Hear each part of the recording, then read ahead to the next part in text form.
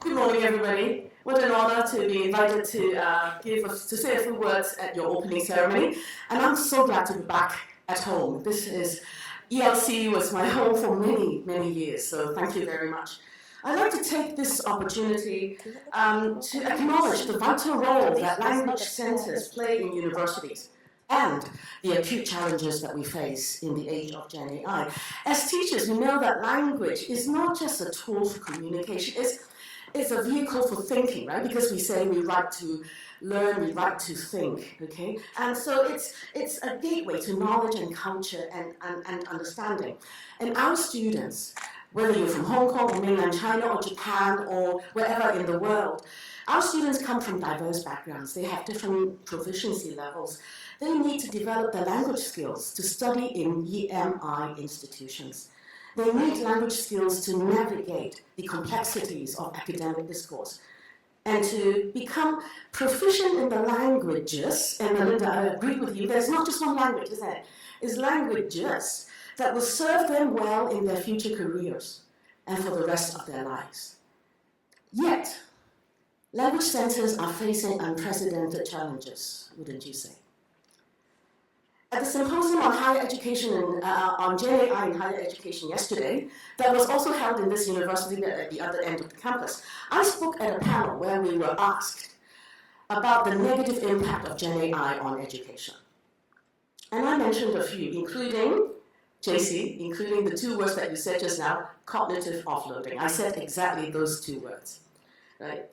And the use of Gen AI as a language polishing or writing tool that preclude our students from seeing the need to develop their own voice, their language skills, and rob them of the opportunities to struggle with ideas and language. That was what I said yesterday.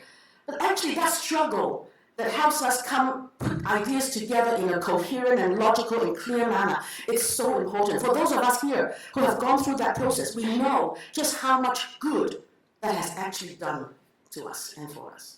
We need to go through that struggle, but sometimes in the world of Gen AI, when it's so easy to lift off things from a Gen AI platform, we don't actually get that experience at all. I also said yesterday that there are three things that our students need to learn in Gen AI era. Number one, of course, Gen AI literacy, or what I would actually prefer to call technical competence. Two, they need discipline expertise. And they need three soft skills, including communication, including what we say about picking up the nuances and subtleties, right? Understanding the complexity and beauty of words, enjoying fun of expressions, etc.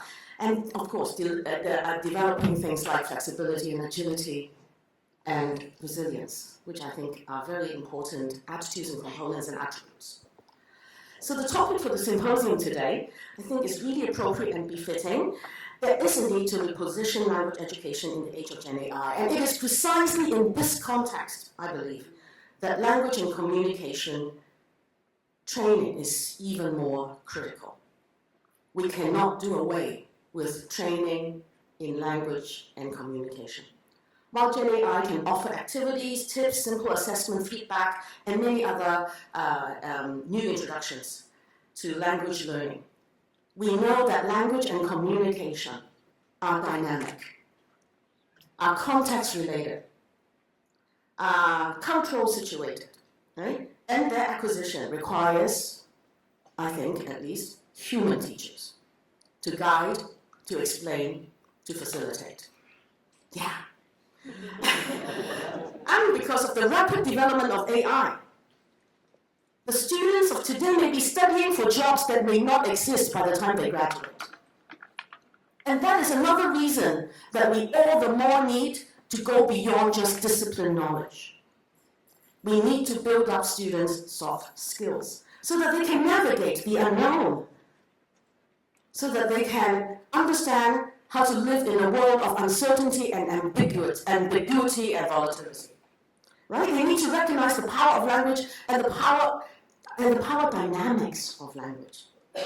So what can language centers, language teachers, a symposium like this, and an association do to help teachers and students face this kind of future?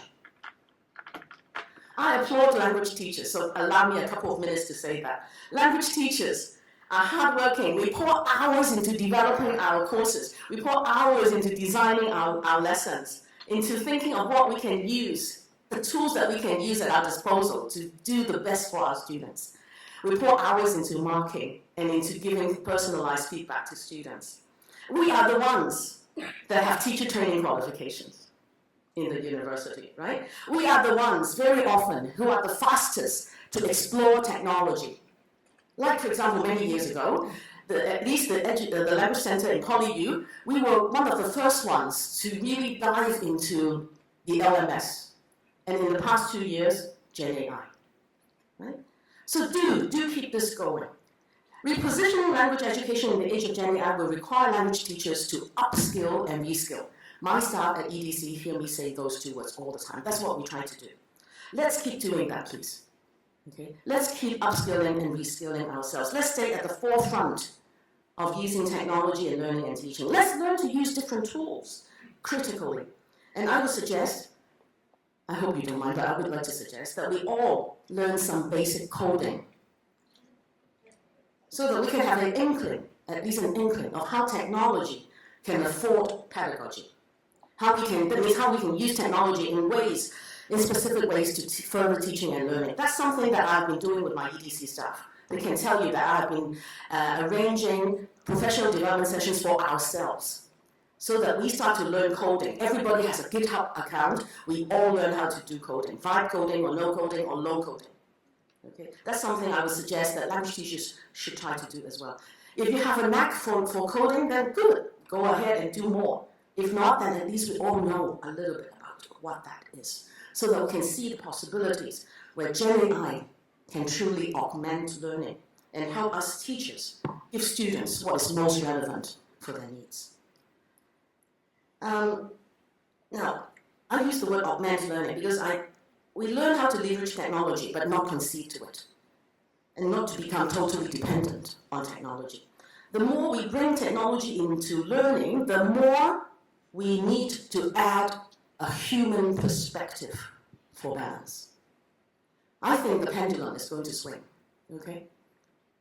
Otherwise, learning solely with Gen AI may lead to a potential loss of authenticity. For example, I think many of us have seen writing that all sound very similar, with no voice in it, right? But we want to see students develop their own voice. I mean, just like today, I'm talking to you, I'm not a machine that uses an AI script. I talk to you as a human being who is passionate about learning and teaching to other human beings who are passionate about education, right? And I use words that come from my brain and my heart.